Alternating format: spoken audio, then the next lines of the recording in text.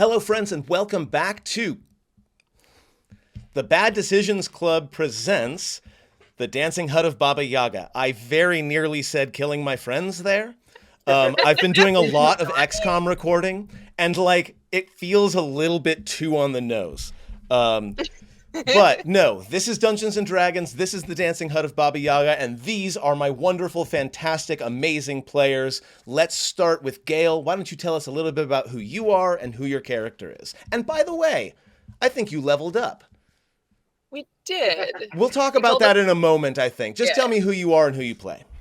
Hi, I'm Gail, or Olivia, and I am playing Charlotte, the wizard warlock, as well as her familiar, the little tiny bat Swoops, who Rob ruthlessly kills last session, so he's not going to be here at the start.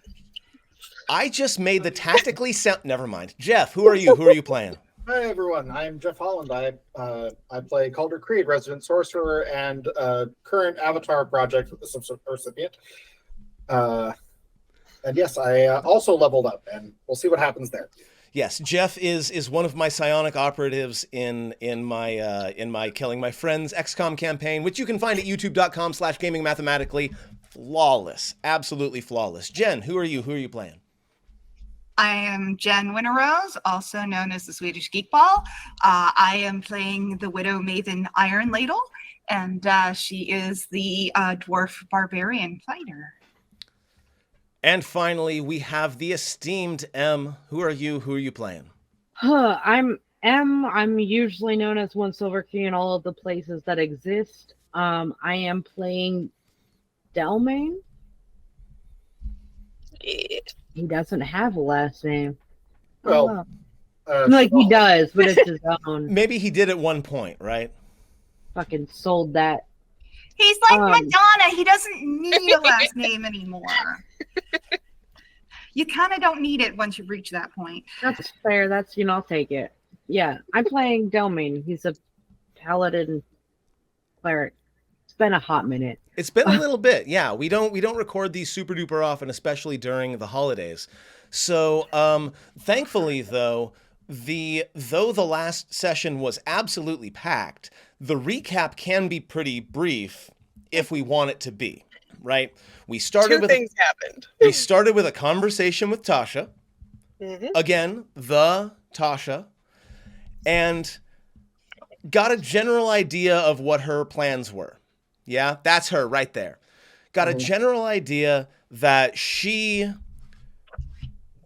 A, has not been in the hut for decades, and B, that she has seen the energy gathering underneath North Faerun as an opportunity to destroy what she considers to be one of the great prime evils of the multiverse. Yes? Yes. And she specifically appealed to your sense of humanity, which is weird for Tasha, but because of everything that you've seen in the hut, right? You've been all the way through the hut, you've seen some shit, and Tasha is kind of assuming, look, my mother's made some atrocities, we should probably take her down. This is the only time I've ever seen enough energy to do that thing. Yeah? And then after that, a duplicate of Baba Yaga, a simulacrum, came out of what can be, because I looked it up, could have been a purely mundane cloth curtain. Because True Sight reveals all illusions, it reveals all magic, it does not see through objects like X-ray vision. So literally, cloth it could have been, but no, it actually was magically impierceable cloth, because of course it was. But it could have just been cloth. She stepped out. Tasha was like, look, we got to kill this thing, because if we don't, then it's going to transfer its memories to Baba Yaga when she unexpectedly eats it and takes its memories. And you either agreed or just ended up being drawn into combat, and then it was 2.5 hours of that. Yeah. It was, and ended with the Zamalka having an existential crisis in its final moments when it realized, oh, I'm not invincible. I'm not actually who I think I am. Yes. It was a long fight. You should definitely watch it if you haven't yet. It was very complex. There was a lot of back and forth. A lot of counterspelling counterspells that counterspelled other counterspells. And a disadvantaged 2020. And a disadvantaged double 20. Yes, that happened as well for a random golem for some reason. That's Sometimes one of- great things happen to bad constructs. So Yeah. if you want to add anything, because that was a big combat and all of you were fucking badasses at various points. If you want to add something, now would be the time. And then we'll go ahead and talk about your level ups. I had a hard time staying alive. That's right. Maven dropped twice very quickly.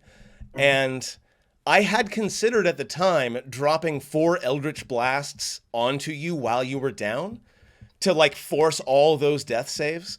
But I think that, one of you's packing Revivify, right? So I have a raised dead. I think two. I have raised fucking and dead. we have Raised Dead. Although Raised Dead takes time. Anyway, doesn't matter. I got diamonds. Nobody died. that we cared Nobody about. died. Well, none of you died. Some ogres Nobody died. important died. Nobody we cared about died. Yes. A being that truly and well believed that it was Baba Yaga died. And Although it's a construct, so who cares? Yeah, simulacrums don't technically have souls or even spirits, so like less of a something hanging around than even a zombie. we basically killed a couch, is what we're saying. Pretty much, yeah. Killed a snowman. One of those like Do you wanna animated kill a snowmen. snowman? So like it would like you press the button, it does the sing and dance, and it thinks it's a real snowman. Like one of But the like you Santas. rip the batteries out, and it is no longer a real snowman. It is Is it just one of the plastic. Santas that does like the hip thrusts and like the Yeah, yeah, twisty- yeah. This Sings is the giving songs? like very Yeah. existential terror, the existential terror to concept. If I say, and then Rob will put one right here, will he do it? Speaking No. of which, do I get to do the Christmas special? We'll talk about that later. Also, speaking of which, it is technically December, Existential and terror. it will still be December when this goes live. So happy Whamageddon! I know some of you are already out, but if you're interested, Whamageddon.com. It's a silly thing we do every year. It's a lot of fun. We're trying to avoid the song "Last Christmas" by Wham. It's not a weird plug. Tis the season, friends. Tis the season. Tis Okay. a weird plug. Yeah, that's fair. So, is there anything else that happened that folks want to bring up before we go into level ups? Because I want to hear what each of you is doing with your level up once you get a long rest, which my crystal ball tells me is going to happen rather quickly. The chaotic urge to play Wham right now. I swear to No. God, Em. So, yeah, no, I don't have anything. Like I said, 2 things happened. We talked to Tasha, we had a combat. That was it. Yep, No, pretty no, much. the expert troll move will be for Rob to use Wham as the end credits for this. No, he wouldn't do it. He'd have to listen to it himself, and he can't do that to himself. He could ask you to do it. No, and I am his not a nature. believer in Whamageddon PvP. As technically one of the Wham fathers, I would never do that to my fellow warriors. We So- got to level 12 at the end of that last. I mean, if there was ever a milestone, right? This is clearly a milestone system. If there was ever a milestone, that combat was it. So we're going to start with Jeff because I feel like yours is going to take 5 seconds. For those of you not playing the home game, Sorcerer at level 12 sucks. It's fine. It is. I don't get any new spells. I don't get any new Nothing cantrips. special. None of my stat blocks go up. I get 1 new sorcery point, and I get the feat that you get every 4 levels. So mine will go to the ability score increase to round my charisma out to 20. Yay! I mean, Hey, So that's it. But that's it. 20 and I charisma get is a some- big deal, I but get you're some right. more HP, but I'm a sorcerer. I'm basically still made out of balsa wood. So 20 charisma ain't nothing to sneeze at, though. it's true. It ain't nothing to sneeze at. And you do have a lot of both attack roll and saving throw type spells, so it And will definitely help making you my out. spells that much more difficult to resist is always fun. Gail, what's Charlotte up to? I know you took some warlock levels, but what are you doing with this one? Yeah, so Charlotte is a multi-class between Warlock and Wizard, and I was at 3 and 8, and I went with 9th level Wizard, so I finally have 5th level Wizard spells. I think it'll get revealed in this session which new spells she took, so I'll just leave those there. She got a bit more HP, but that's about it. Fantastic. How about you, Jen? So Maven is actually multi-class barbarian fighter. mostly barbarian, just like had 2 levels of fighter, and looking at like level 10 barbarian just gave me like speak with like use my ancient like dwarven ladies as like clairvoyant spell and yeah, at one point, but that wasn't really what I was interested in. So I looked at what the fighters had, and at level 3 you get to choose basically your martial archetype. Oh yeah, you take and your subclass. So I did the subclass for that, and so I wound up choosing, I was trying to choose between 2 different ones, and I chose what I chose ultimately after like literally trying to figure it out, because I could have taken champion, which would have given me that 1920 crit thing, which I do have brutal critical as a barbarian. But the chance of that is still so low in comparison that I decided to go with samurai, which gives me the ladle trying to attack me. Good Lord, apparently do you approve or disapprove? I must hold my weapon. I am a great samurai. I'm not actually familiar with the samurai subclass. So what does it give you at this level? It gives you at level 3. Like we can't go all the way up the list, but like what does it give you at level 3? And I'm not looking at the rest of the list, right? Yeah. I don't know if I'm going to take any more fighter, but looking at level 3, it gives you the ability to you have up to 3 charges of being able to have your weapons, your weapons attack be advantaged. And every time you do the advantaged thing, you have 3 charges before your rest.